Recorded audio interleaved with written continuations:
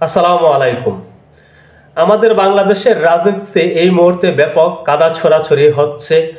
অন্তর্বর্তী সরকারের পক্ষ থেকে দাবি করা হচ্ছে, উপদেষ্টারা দাবি করছেন, ছাত্র সমন্বয়করা দাবি করছেন যে বিএনপির মারফতে আওয়ামী লীগ ফিরে আসার চেষ্টা করছে। আওয়ামী লীগ যেন আগামী নির্বাচনে অংশগ্রহণ করতে পারে সেই জন্য বিএনপি কাজ করছে। আওয়ামী লীগের পুনর্বাসন এই বিএনপির হাত ধরেই গড়তে যাচ্ছে। এই আলোচনার মধ্যে বিএনপির নেতা সে পুরনো দিনের কথা মনে করিয়ে দিলেন বিএনপি নেতাদেরকে। তিনি বলছেন আওয়ামী লীগ ফিরে আসলে পাট খেতে ঘুমাতে হবে। এই নেতার এই কথাটির সাথে আমার দ্বিমত রয়েছে। পাট ক্ষেত তো আর সারা বছর থাকে না। বিএনপির নেতারা কিন্তু বলে থাকেন, যারা কেন্দ্রীয় নেতা রয়েছেন, যে আমরা অনেক অত্যাচার নির্যাতনের শিকার হয়েছি, আমরা কবরস্থানে ঘুমিয়েছি, শ্মশানে ঘুমিয়েছি, ধান খেতে ঘুমিয়েছি, এরকম কথা কিন্তু আমরা শুনি। তবে কিছু কিছু কথা রয়েছে আমার কাছে মনে হয় রং মাখানো কথা। কারণ এই যে বলা হয় যে কবরস্থানে ঘুমানো, এটি আমার কাছে মনে হয় রং মাখানো একটি কথাই। বিএনপির নেতারা অনেক অত্যাচার সহ করেছে, ঘরে ঘুমাতে পারেননি, এটি সত্য। আমরা এটিও দেখেছি বিএনপির যারা ইয়ং জেনারেশনের ছিল, যাদের বিয়ে করা খুব জরুরি ছিল, তারা বিয়েও পর্যন্ত করতে পারেনি। কনে পক্ষ যদি জানতে পারত ছেলে বিএনপির রাজনীতির সাথে জড়িত, তাহলে কনে পক্ষ ওই ছেলের সাথে বিয়ে দিতে চাইতো না। তারা ভাবতো এই ছেলের সাথে যদি বিয়ে দেয় আমার মেয়ে সুখী হবে না, কারণ এ ছেলে তো ঘরে থাকতে পারবে না, এ ছেলেকে বিভিন্ন জায়গা লুকিয়ে থাকতে হবে, তাহলে আমার মেয়ের তো সুখ হবে না, আমার মেয়ে তো আর স্বামী নিয়ে ঘুমাতে পারবে না। অনেকের ক্ষেত্রে কিন্তু এমন ঘটনা আমরা দেখেছি। অনেক বিএনপির নেতারা বাধ্য হয়ে রিক্সা চালাতো, অটো চালাতো আত্মগোপনে থাকার জন্যে। সেই সকল কথাই কিন্তু মনে করিয়ে দিল এই নেতা। কৃষক দলের কেন্দ্রীয় কমিটির সাধারণ সম্পাদক শহীদুল ইসলাম বাবুল বলেছেন, 17 বছর আওয়ামী লীগের নির্যাতন সহ করেছি, মাত্র 6 মাস পার হলো না, সেই আওয়ামী লীগের প্রতি এত মায়া কেন? তিনি যারা আওয়ামী লীগের প্রতি মায়া দেখাচ্ছেন তাদের দিকে এই প্রশ্নটি ছুড়ে দিয়েছেন।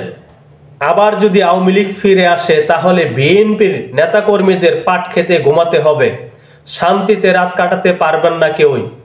তিনি আরো বলেন, আগামীতে যে কোনো ত্যাগ স্বীকার করতে রাজি আছি। গত 17 বছরের দুঃশাসন আমরা ভুলি নাই। আমরা হাসিনার সঙ্গে চোখে চোখ রেখে কথা বলেছি, অনেক অন্যায় অত্যাচার সহ করেছি, তারপর হাসিনা শাসন আমরা মেনে নেই নাই। আগামী দিনের যে কোনো লড়াইয়ে আমরা প্রস্তুত আছি। এই কথাটি কিন্তু তিনি ঠিক বলেছেন যে আওয়ামী লীগের শাসন কিন্তু বিএনপির যারা রয়েছেন তারা মেনে নেন নাই, তারা নির্বাচনে অংশগ্রহণ করেন নাই, আওয়ামী লীগের শাসনের তারা বিরোধিতা করেছিলেন।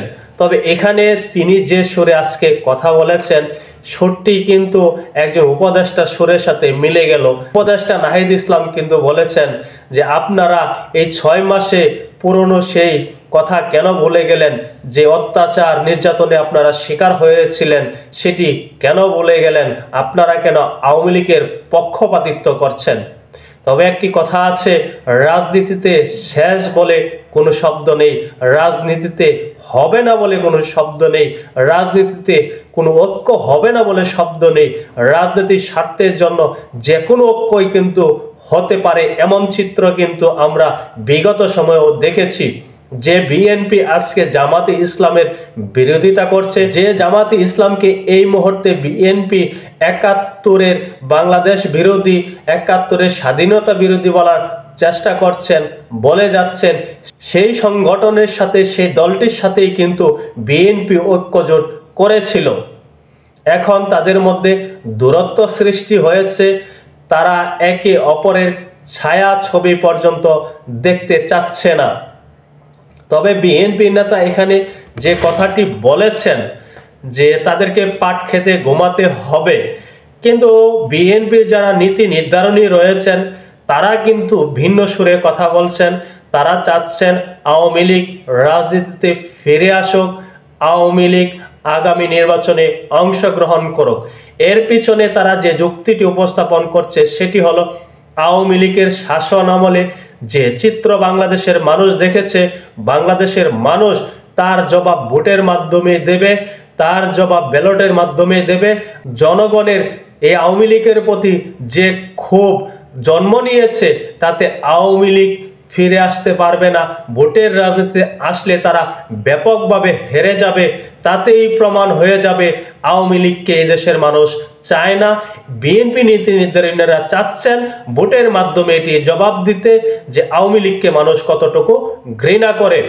তবে বাস্তবিক অর্থে আওয়ামী লীগ বিএনপি একই সূত্রে গাঁথা একটি বিষয়, সেটি হলো আওয়ামী লীগ এবং বিএনপি দুটি দলেই হলো একাত্তরের চেতনাধারী। একাত্তরের সেই মুক্তিযুদ্ধের চেতনাকে লালন করে এই দুটি দল পথ চলতে চায়। এই একাত্তরকে যারা খাটো করতে চাচ্ছে, যারা একাত্তরের বিরোধিতাকারী রয়েছে, তাদেরকে কোনো অবস্থাতে মাথাচাড়া দিয়ে ওটার সুযোগ করে দিতে চায় না বিএনপি এবং আওয়ামী লীগ। এই একটি বিষয়ে তাদের মধ্যে কোনো মতানৈক্য নেই, তাদের মধ্যে কোনো বিরোধ নেই। একটি বিশেষ কথা না বললেই নয়, এই বিএনপির নেতার কথাতে আমার কাছে কেন জানি মনে হচ্ছে যদি আওয়ামী লীগ নির্বাচনের সুযোগ পায়, আওয়ামী লীগ যদি ঘুরে দাঁড়ায়, তাহলে কি আওয়ামী লীগ আবার ক্ষমতায় যাবে? তিনি কি সেই ভয়টি পাচ্ছেন? বাস্তবিক প্রেক্ষাপট কি আওয়ামী লীগ এই মুহূর্তে সরকার গঠন করার মতন সংখ্যাগরিষ্ঠতা পাবে? তিনি কিন্তু সন্দেহ পোষণ করছেন যে সংখ্যাগরিষ্ঠতা পেয়েও যেতে পারেন।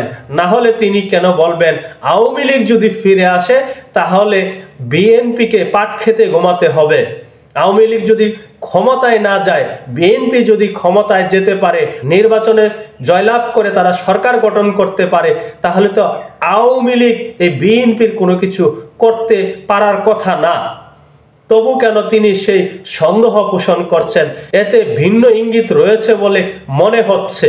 তবে এটিও মনে রাখা প্রয়োজন, আওয়ামী লীগ একটি বড় রাজনৈতিক দল।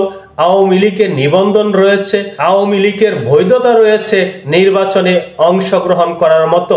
যেহেতু আওয়ামী লীগকে নিষিদ্ধ করা হয়নি, আবার আওয়ামী লীগকে নিষিদ্ধ করার পক্ষে নয় প্রধান উপদেষ্টা ডক্টর মোহাম্মদ ইউনূস, বড় বড় যে সকল রাজনৈতিক দল রয়েছে তারাও, বিএনপি সহ।